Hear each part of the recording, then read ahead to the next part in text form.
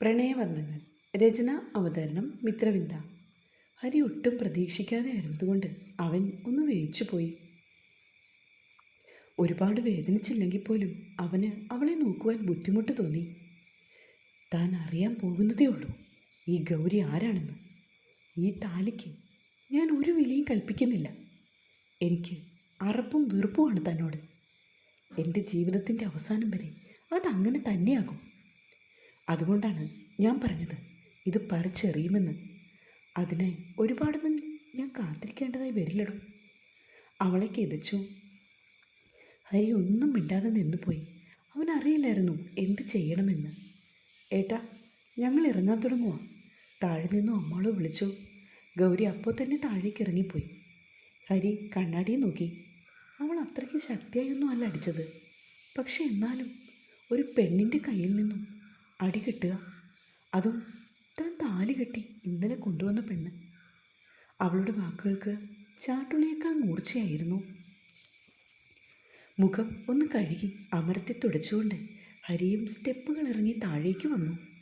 അമ്മാളുമാണെങ്കിൽ ഗൗരിയോട് സോറിയൊക്കെ പറഞ്ഞ് ഉമ്മ കൊടുക്കുന്നുണ്ട്. ഉണ്ണീൻ്റെ ഏണവും ഉമ്മറത്തിറങ്ങി നിൽപ്പുണ്ട്. എല്ലാവരോടും യാത്ര പറഞ്ഞ് അവർ മൂവരും ഇറങ്ങി.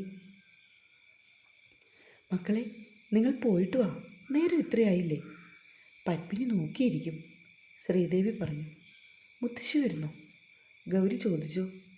ഇല്ല മോളെ, എല്ലാവരെയും ഇന്നലെ കണ്ടതല്ലേ. നിങ്ങൾ രണ്ടാളോട് പോയിട്ട് വാ.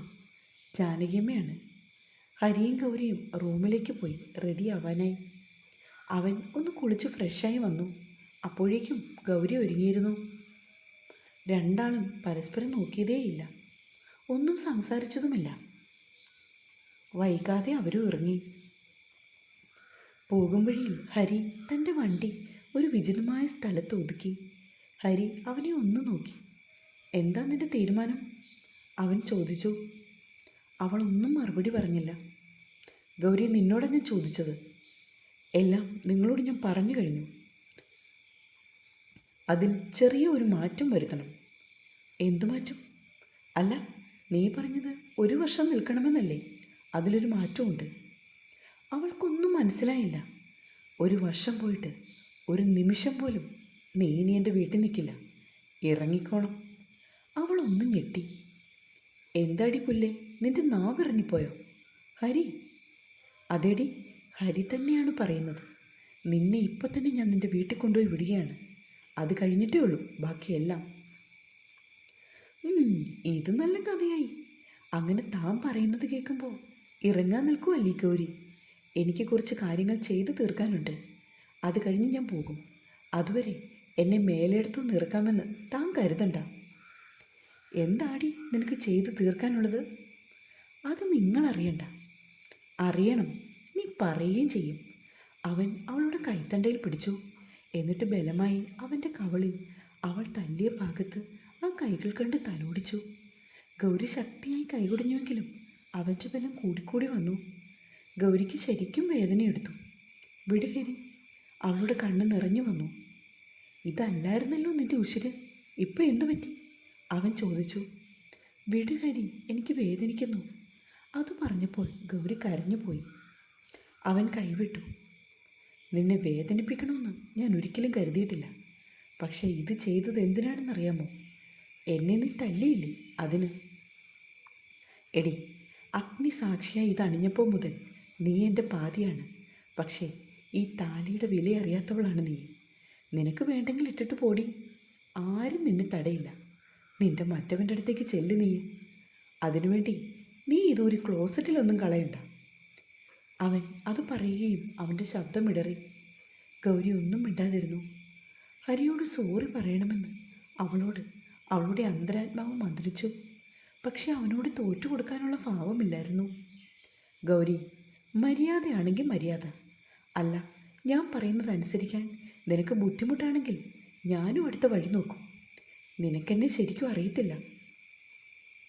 നിങ്ങളെ ഞാൻ അറിഞ്ഞല്ലോ ഹരി. നിങ്ങളുടെ സ്വഭാവം ഞാൻ മനസ്സിലാക്കിയതാണ്. ഇനി വീണ്ടും അതൊന്നും എന്നെക്കൊണ്ട് പറയിക്കണ്ട. അവളും വിട്ടുകൊടുത്തില്ല. ഹരിക്ക് അവളോട് ഒരുപാട് കാര്യങ്ങൾ പറയണമെന്ന് ആഗ്രഹമുണ്ട്.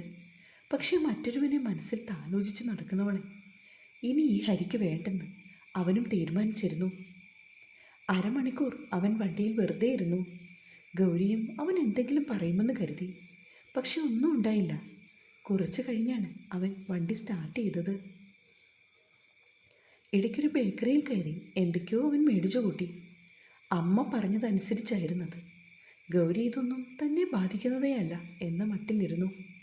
കുറച്ച് സമയത്തെ യാത്രയ്ക്ക് ശേഷം അവരുടെ കാർ പോയി നിന്നത് ഒരു 4 കെട്ട് വീടിൻ്റെ മുൻപിലാണ്. ഗൗരിയും ഹരിയും കാറിൽ നിന്നിറങ്ങി. അവൾക്ക് ആ വീടും പരിസരവും ഒരുപാട് ഇഷ്ടമായി. മുറ്റത്തിൻ്റെ ഒറ്റ നടുക്കായി ഒരു തുളസിത്തറ. ആർത്തുല്ലസിച്ചാണ് തുളസിച്ചെടി നിൽക്കുന്നതെന്ന് അവൾക്ക് തോന്നി. ചെറിയ ചെറിയ മാവുകളും തെങ്ങും ജാതിയും ഒക്കെ മുറ്റത്ത് നിൽപ്പുണ്ട്. നല്ലൊരു കൂളിംഗ് എഫക്റ്റാണ് അവിടെ മുഴുവൻ. അവൾ ചുറ്റും കണ്ണോടിച്ചുകൊണ്ട് നിന്നപ്പോൾ പത്മിനി ചിറ്റി ഇറങ്ങി വന്നു. ആ, കാത്തിരുന്നിട്ട് ഞാൻ ഇത്തിരി മുൻപേ അകത്തേക്ക് കയറിപ്പോയത്, അവർ ഗൗരിയുടെ കയ്യിൽ പിടിച്ചുകൊണ്ട് പറഞ്ഞു. അവൾ ഒന്ന് പുഞ്ചിരിച്ചു. ഹരിക്കുട്ട, അവർ വാത്സല്യത്തോടെ അവനെ ഒരു കൈയാൽ കെട്ടിപ്പിടിച്ചുകൊണ്ട് അകത്തേക്ക് കയറി. ഗൗരി, മോളെ ഇരിക്ക്, ഞാൻ ചായ എടുക്കാം. ഗൗരി അവിടെ കിടന്ന് ഒരു കസേരയിലിരുന്നു. എന്നിട്ട് ചുറ്റിനെ നോക്കി. മുഴുവനായും തടിയിൽ തീർത്ത ഒരു വിസിറ്റിംഗ് റൂം. ചുവപ്പ് നിറമുള്ള പരവതാനി വിരിച്ചിട്ടിരിക്കുകയാണ് ഹാളിൽ മുഴുവൻ. തടി കൊണ്ടുള്ള ചിത്രപ്പണികളായി തീർത്ത ഒരു സെറ്റിയും അതിനോട് ചേർന്ന് കസേരകളും. തടിയിൽ തീർത്ത ഷോക്കേസ് നിറയെ കുറേ ട്രോഫികളും മറ്റും കാണാം. ഗണപതിയുടെ ഒരു ഓടിൻ്റെ വിഗ്രഹം ഇരിപ്പുണ്ട് ഒരു വശത്ത്. ആനക്കൊമ്പും ഗ്രാമഫോണും അങ്ങനെ ഒരുപാട് കൗതുക വസ്തുക്കൾ കൊണ്ട് നിറഞ്ഞിരിക്കുകയാണ് ആ ഹോള്. ഏതോ മ്യൂസിയത്തിൽ എത്തപ്പെട്ടതുപോലെയാണ് ഗൗരിക്ക് തോന്നിയത്. മനസ്സിൽ വല്ലാത്തൊരു കുളിർമ. ഹരി വെറുതെ ഫോണും നോക്കി ഇരിക്കുവാണ്. അപ്പോഴേക്കും പത്മിനി അവർക്ക് കുടിക്കുവാൻ നല്ല അസല് കോഫിയൊക്കെ കൊണ്ടുവന്ന് കൊടുത്തു. ഒപ്പം ചെറു ചൂടുള്ള ഉണ്ണിയപ്പവും ഏത്തയ്ക്ക ബോളിയും. സ്നാക്സ് കഴിക്കുവാനായി മാത്രം ഒരു പ്രത്യേക കോർണറുണ്ട്. അവിടെ ഇരുന്നപ്പോൾ ഒരു പഴയ ഗസൽനാഥ് ഒഴുകി വരുന്നുണ്ട്. മോൾക്കിവിടെ ഇഷ്ടമായോ? ഊഹിച്ചിട്ടേ, ഒരുപാട് ഇഷ്ടമായി. ആണോ? ഈ വീടിൻ്റെ ശില്പി ആരാണെന്നറിയോ? ഇല്ല. അവൾ ആകാംക്ഷയോടെ അവരെ നോക്കി. ദേ, ഈ ഇരിക്കുന്ന മോളുടെ ഭർത്താവ്. ഗൗരി ഞെട്ടി നിൽക്കുകയാണ്. അതേ മോളെ, ഹരിക്കുട്ടൻ നിന്നോടൊന്നും പറഞ്ഞിട്ടില്ലേ? ഇല്ലെന്ന് അവൾ ചുമൽ കൂപ്പി. ആണോടെ കള്ള? പിന്നെ ഈ സ്നേഹിച്ച സമയത്തൊക്കെ നീ എന്തു പറയുമായിരുന്നു? ഞങ്ങളുടെ ഭാവി ജീവിതം കെട്ടിപ്പിടുക്കുകയായിരുന്നു ചിറ്റേ.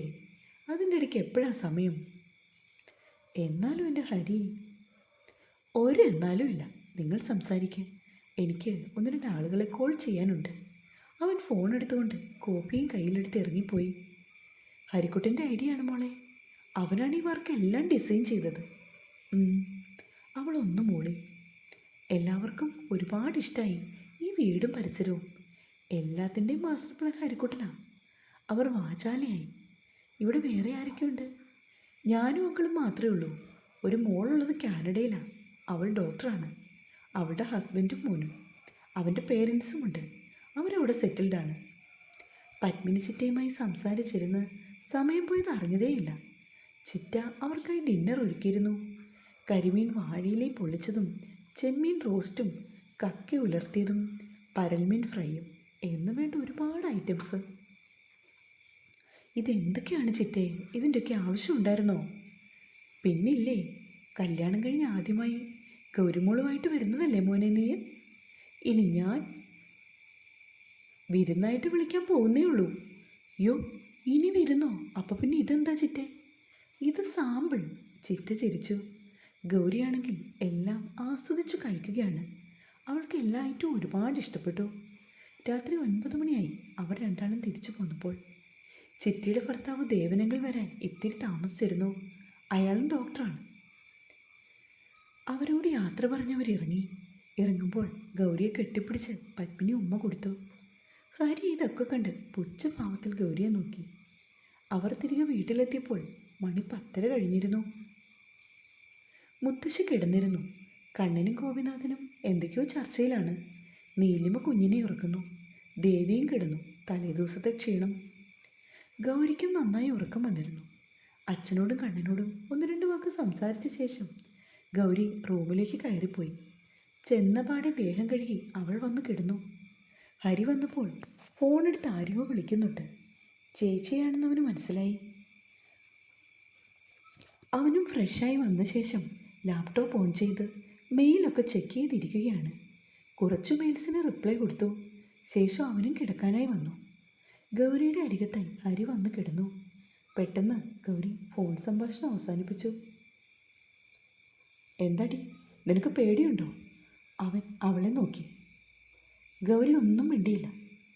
എന്താടി, നിനക്ക് പേടിയുണ്ടോന്ന്? എൻ്റെ കൂടെ കിടക്കാൻ പേടിയുണ്ടോ? ഏയ്, അങ്ങനെ വരാൻ വഴിയില്ല. നീ അങ്ങനെ പേടിക്കുന്ന കൂട്ടത്തിലല്ലല്ലോ. അതല്ലേ ഒരു പരിചയവുമില്ലാത്ത എൻ്റെ വണ്ടിയിൽ ചാടിക്കയറിയത്? കാണാൻ കൊള്ളാവുന്ന ആമ്പിള്ളേരെ കാണുമ്പോൾ വണ്ടി കയറാൻ നിൽക്കുന്ന നിനക്ക് പേടിയോ? ഗൗരിയെ വിയർക്കാൻ തുടങ്ങി. ഡി, അവൻ്റെ ശബ്ദം മുഴങ്ങി. ഗൗരി പെട്ടെന്ന് എഴുന്നേറ്റു. അവൻ ഒരു കൈകൊണ്ട് അവളെ പിടിച്ചു വലിച്ച് നെഞ്ചിലേക്കിട്ടു.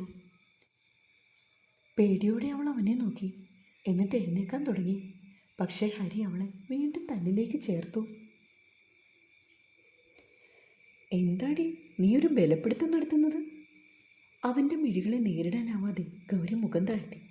ഇവിടെ നോക്കടി, അവൻ പറഞ്ഞു. ഗൗരി പക്ഷേ അവനെ നോക്കിയില്ല. അവളുടെ ഉടൽ വല്ലാണ്ട് വിറകൊള്ളുന്നത് അവൻ അറിഞ്ഞു. താൻ ഏറ്റവും കൂടുതൽ ഓർത്തിരുന്ന നിമിഷം ഗൗരിയെ തൻ്റെ നെഞ്ചോട് ചേർത്ത് പിടിച്ച് ഇങ്ങനെ മതിവരുവോളം കിടക്കണമെന്ന്. പക്ഷേ അതിങ്ങനായിപ്പോയി. ഇവളെ കാണും തോറും എന്തോ ഒന്ന് ഇവളിലേക്ക് തന്നെ വലിച്ചടുപ്പിക്കുകയാണെന്ന് അവന് തോന്നി. മറ്റൊരുവനെ സ്നേഹിക്കുകയാണ് താൻ എന്ന് തന്നോട് പറഞ്ഞപ്പോൾ തൻ്റെ മനസ്സ് ഒരുപാട് വേദനിച്ചു. താൻ കെട്ടിയ താലിക്ക് അവൾ ഒരു വിലയും കൊടുക്കുന്നില്ലെന്ന് പറഞ്ഞപ്പോൾ അവളെ കൊല്ലാനുള്ള ദേഷ്യമാണ് വന്നത്. പക്ഷേ എന്നാലും ഇവളെ കാണുമ്പോഴൊക്കെ തൻ്റെ മുന്നിൽ തെളിയുന്നത് ആ +2കാരി പെൺകുട്ടിയാണ്. തൻ്റെ നെഞ്ചിലേക്ക് ഇതുപോലെ ചേർത്തുകൊണ്ട് താൻ ഹോസ്പിറ്റലിലേക്ക് ഓടിയത് അവൻ ഓർത്തുപോയി. അവൻ്റെ ബലപ്രയോഗം കുറഞ്ഞുവെന്ന് കണ്ടതും അവൾ വേഗം അവനിൽ നിന്ന് എഴുന്നേറ്റു. എന്നിട്ട് ശ്വാസം വലിച്ചു വിട്ടു. ഹരിയും ബെഡിൽ നിന്ന് എഴുന്നേറ്റു. അപ്പോഴാണ് അവന് താൻ ചെയ്ത പ്രവൃത്തി എന്താണെന്ന് ഓർമ്മ വന്നത്. എടി, നീ പേടിക്കണ്ടടി. വേറൊരുത്തനെ മനസ്സിൽ ആലോചിച്ച് നടക്കുന്ന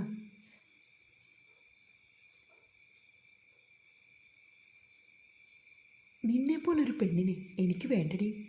അത്രയ്ക്ക് തരം താഴ്ന്നവനല്ലേ ഹരി. പിന്നെ ഒരു കാര്യം ഞാൻ പറഞ്ഞേക്കാം. എന്നെ അനുസരിക്കാതെ എന്നോട് തർക്കത്തരം പറഞ്ഞ് നടക്കാമെന്നാണ് നിൻ്റെ മനസ്സിലെ വിചാരമെങ്കിൽ നിൻ്റെ കാമുകന് കിട്ടുന്നത് എൻ്റെ എച്ചിലായിരിക്കും. അത് നീ മറക്കണ്ട, കേട്ടല്ലോ? അത് നിന്നെ ഒന്ന് പഠിപ്പിച്ച് തന്നേ ഉള്ളൂ. ഗൗരി അവനെ പകച്ചു നോക്കി. ഹോ, നീ കാണുന്നത് പോലെയൊന്നുമല്ല, മുടിഞ്ഞ വെയിറ്റാണ്. അവനൊന്ന് നടുവ് വളച്ചു. എന്നിട്ട് അതും പറഞ്ഞുകൊണ്ട് വീണ്ടും പോയി കിടന്നു. ഗൗരി നിന്നെടുത്ത് തന്നെ തറഞ്ഞു നിൽക്കുകയാണ്. അവൾക്ക് വല്ലാത്ത പേടി. ഇനിയും ഇയാൾ എന്തെങ്കിലും ചെയ്യുമോ? ഒരുമിച്ച് എങ്ങനെ കിടക്കും ഇയാളുടെ ഒപ്പം? ഓർക്കും തോറും എന്തോ ഒരു ഭയം വന്ന് മൂടും പോലെ. നീ അവനെ ഓർത്തുകൊണ്ട് നിൽക്കാതെ വന്ന് കിടക്കടി. ഹരിയുടെ ശബ്ദം മുഴങ്ങിയതും അവൾ വന്ന് ബെഡിൻ്റെ ഒരറ്റം ചേർന്ന് കിടന്നു. കണ്ണടയ്ക്കാൻ അവൾക്ക് പേടി. സമയം ഇഴഞ്ഞു നീങ്ങി. കുറച്ചു മുൻപ് ഹരിയുടെ നെഞ്ചിൽ കിടന്നത് ഓർത്തപ്പോൾ ഇടയ്ക്ക് വാഷ്റൂമിൽ പോകാനെന്ന വ്യാജേന അവൾ എഴുന്നേറ്റു. നോക്കിയപ്പോൾ ഹരി ഉറങ്ങുകയാണ്. അല്പം ആശ്വാസം തോന്നി. വാഷ്റൂമിൽ പോയി വന്ന ശേഷം നിലത്ത് കിടന്നാലോ എന്ന് അവൾ ഓർത്തു. ശബ്ദമുണ്ടാക്കാതെ പോയി ഒരു ബെഡ്ഷീറ്റ് എടുത്തുകൊണ്ടുവന്ന് നിലത്ത് വിരിച്ചു. എന്നിട്ട് അവിടെ കിടന്നു. പതിയെ കണ്ണുകൾ അടച്ചു. കാലത്തെ ആദ്യം ഉണർന്നത് ഹരിയാണ്. നോക്കിയപ്പോൾ ഗൗരി അടുത്തില്ല. അവൾ എഴുന്നേറ്റ് പോയി കാണുമെന്ന് അവൻ കരുതി. പക്ഷെ നോക്കിയപ്പോൾ കണ്ടു കട്ടിലിൻ്റെ താഴെ കിടന്നുറങ്ങുന്ന ഗൗരിയെ. എന്തൊരു നിഷ്കളങ്കമായ ഉറക്കമാണെന്ന് അവൻ ഓർത്തു. ആ പുതപ്പോട് കൂടിയെടുത്ത് കട്ടിലേക്ക് എടുത്താനാണ് ആദ്യം തോന്നിയത്. പെട്ടെന്ന് അവൾ ഒന്ന് ഞെരുങ്ങി. എന്നിട്ട് 2 കൈകളും മേൽപോട്ട് ഉയർത്തി ഒന്ന് മൂരി നിവർന്നു. അവൻ നോക്കിയതും ഹരിയായിരുന്നു. നിലത്തുനിന്ന് ചാടി എഴുന്നേറ്റു. എന്നിട്ട് പുതുപ്പെടുത്ത് മടക്കി വെച്ചു. ആ, ഗുഡ് മോർണിംഗ് ഗൗരി. താഴത്ത് കിടന്ന് സുഖമായി ഉറങ്ങിയോ? അവൾ മറുപടി പറയാതെ കുളിക്കുവാനുള്ള ഡ്രസ്സും എടുത്ത് വാഷ്റൂമിലേക്ക് പോയി. വേഗം തന്നെ കുളിച്ചിട്ട് വരികയും ചെയ്തു. ഹരിയപ്പോൾ ബെഡിൽ കിടക്കുകയാണ്. അവൾ ഡോറിൻ്റെ ലോക്കെടുത്ത് വെളിയിലേക്ക് പോകാനായി. ഡേ, ഹരി ഉറക്കം വിളിച്ചു. സിന്ദൂരം തൊടണമെന്ന് നിനക്കറിയില്ലേ? ചോദിച്ചപ്പോൾ ഓടി വന്ന് ഒരു നുള്ളു സിന്ദൂരം എടുത്ത് നിറുകയെ ചാർത്തി. ഇല്ലെങ്കിൽ താഴേന്ന് മുത്തശ്ശിയും അമ്മയും ചോദിക്കുമെന്ന് അവൾക്കറിയാം. വേഗം മുറിവിട്ടിറങ്ങിപ്പോയി. ഇന്നലത്തെ അവൻ്റെ പ്രവൃത്തിയിൽ അവൾ ശരിക്കും പേടിച്ചു പോയെന്ന് ഹരിക്ക് മനസ്സിലായി. വെറുതെ ഒന്ന് പേടിപ്പിക്കാൻ ചെയ്തതാ. കൂടിപ്പോയോ എന്ന് അവനും ഓർത്തു. എന്നാലും എൻ്റെ ഹരി, നിന്റെ ഇളക്കം ഇതുവരെ തീർന്നില്ലേ? അവൻ ഓർത്തു. പൂജാമുറിയിൽ വന്ന് പ്രാർത്ഥിച്ച ശേഷം ഗൗരി അടുക്കളയിലേക്ക് ചെന്നു. ദേവിയെ അവിടെ ഒന്നും കണ്ടില്ല. അവൾ ചായക്കുള്ള പാലെടുത്ത് പൊട്ടിച്ചു. ആ മോളെ, അച്ഛൻ കാലത്തെ ബാംഗ്ലൂർ വരെ പോവാ. ദേവി അടുക്കളയിലേക്ക് വന്നു. അതെയോ, എന്താണമ്മേ വിശേഷം? അതിടയ്ക്കല്ല ഇവർ പോകുന്നതാ. ഹരിക്കുട്ടനാ പോകേണ്ടിയിരുന്നത്. പിന്നെ കല്യാണം കഴിഞ്ഞിട്ട് 2 ദിവസമല്ലേ ആയുള്ളൂ. അതുകൊണ്ട് അച്ഛനും കണ്ണനോട് പോകാമെന്ന് പറഞ്ഞു. അവൾ ചായ എടുത്ത് അവർക്ക് കൊടുത്തു. മോളെ, ഹരിയോട് KR മേനോൻ്റെ പ്രോജക്റ്റിൻ്റെ ഫയല് ഒന്ന് എടുത്തുകൊണ്ട് വരാൻ പറയും. പറയാം അമ്മേ. അവൾ ചെല്ലുമ്പോൾ ഹരി വർക്കൗട്ട് ചെയ്യുകയാണ്. ഹരി, അച്ഛൻ വിളിക്കുന്നു, അവൾ പറഞ്ഞു. എന്താ? അമ്മ പറഞ്ഞ കാര്യം അവൾ ഹരിയോട് പറഞ്ഞു. അവൻ പെട്ടെന്ന് വന്ന് ഷെൽഫിൽ നിന്നും ഫയലെടുത്തുകൊണ്ട് ഇറങ്ങിപ്പോയി. നീയും ഗൗരിയും ഇത്രയും നാള് സ്നേഹിച്ച് വിവാഹം കഴിച്ചതാണെന്ന് വിശ്വസിക്കാൻ പോലും പറ്റുന്നില്ല ഹരി. അവൻ അച്ഛൻ്റെ മുഖത്തേക്ക് നോക്കി. ദേവി അത് കണ്ട് ചിരിച്ചു. എന്താച്ചാ, എന്താണിപ്പോൾ അങ്ങനൊരു സംശയം? അല്ല, നിങ്ങൾ രണ്ടാളും ഒന്നും സംസാരിക്കുന്ന പോലുമില്ല. ഗൗരിയാണെങ്കിൽ വല്ലാത്ത ഭയത്തോടെയാണ് നിന്നെ നോക്കുന്നത് പോലും. ഏയ്, അതൊക്കെ അച്ഛൻ്റെ തോന്നല. അവൾ ആളൊരു സൈലൻ്റാണ്. മതി മതി, നീ ചെല്ല. ദേവി അവനെ പറഞ്ഞു വിട്ടിട്ട് അയാളെ നോക്കി മുഖം കൂർപ്പിച്ചു. എന്തിനാ ഇപ്പം അവനോടതെല്ലാം പറഞ്ഞത്? അവൻ എന്ത് വിചാരിക്കും? എനിക്ക് ചില സംശയം തോന്നി, അതുകൊണ്ടാണ്. പിന്നെ പിന്നെ ഓരോരോ സംശയങ്ങൾ. ഒന്ന് പോയേട്ടാ. അല്ല ഗൗരി, എൻ്റെ ഏട്ടാ, ഈ ഒരു ദിവസം കൊണ്ട് എന്ത് തോന്നാനാണ് ഏട്ടന്? ഇന്നലെ അവർ പത്മിനി ചിറ്റയെ കാണാൻ പോയി. അത് കഴിഞ്ഞ് രാത്രിയിലല്ലേ വന്നത്. പിന്നെ ഇത്രയും സമയമല്ലേ ആയുള്ളൂ. ആ, എന്തെങ്കിലും ആവട്ടെ, ഞാൻ അവനോട് ചുമ്മാ ചോദിച്ചെന്നേ ഉള്ളൂ. നീ പോയി എന്തെങ്കിലും ഉണ്ടാക്ക്, ഭക്ഷണം കഴിച്ചിട്ട് പോകണം.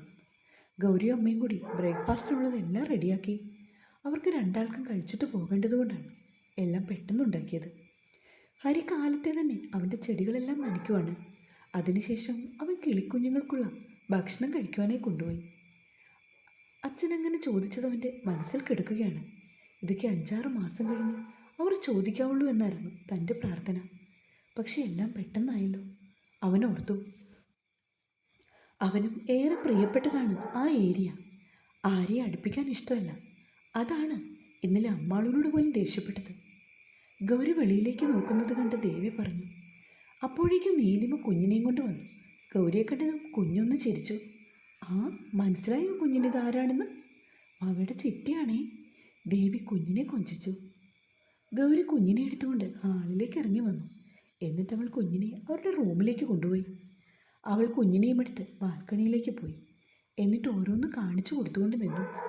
ഹരി മുറിയിലേക്ക് കയറി വന്നപ്പോൾ ഗൗരി കുഞ്ഞിനെ ബെഡിൽ കിടത്തി കളിപ്പിക്കുകയാണ്. അവളും ബെഡിൽ കയറി ഇരിക്കുകയാണ്. കാൽമുട്ടുകൾ രണ്ടും ബെഡിൽ ഊന്നിയിരുന്നു കൊണ്ട് അവൾ കുഞ്ഞിന് ഉമ്മ കൊടുക്കുകയും കൊഞ്ചിക്കുകയും ചെയ്യുന്നു. നച്ചുവാവയാണെങ്കിൽ കുടുകുടാന്ന് ചിരിക്കുന്നുണ്ട്. ഗൗരിയും പൊട്ടിച്ചിരിക്കുകയാണ്. അവൾ ഇത്ര ഉറക്കെ ചിരിക്കുന്നത് അവൻ ആദ്യമായി കാണുകയാണ്. അവൻ ഡോറ് ചാരിയിട്ടിട്ട് അകത്തേക്ക് കയറി വന്നു. എന്നിട്ട് നച്ചുവാവയെ എടുത്തു പിടിച്ചു. ഗൗരി അല്പം ജാള്യതയോടെ ബെഡിൽ നിന്ന് എഴുന്നേറ്റ് പിന്നോട്ട് മാറി. ഹരിയുടെ കയ്യിലിരുന്ന കുഞ്ഞ് ഗൗരിയെ നോക്കി ചാടിച്ചെന്നു. അവൾ കൈ നീട്ടിയെങ്കിലും ഗൗരി കുഞ്ഞിനെ കൊടുത്തില്ല. അപ്പോഴേക്കും നീലിമ വന്നു. വാവയ്ക്കൊന്നും കഴിക്കാൻ കൊടുത്തില്ല ഗൗരി.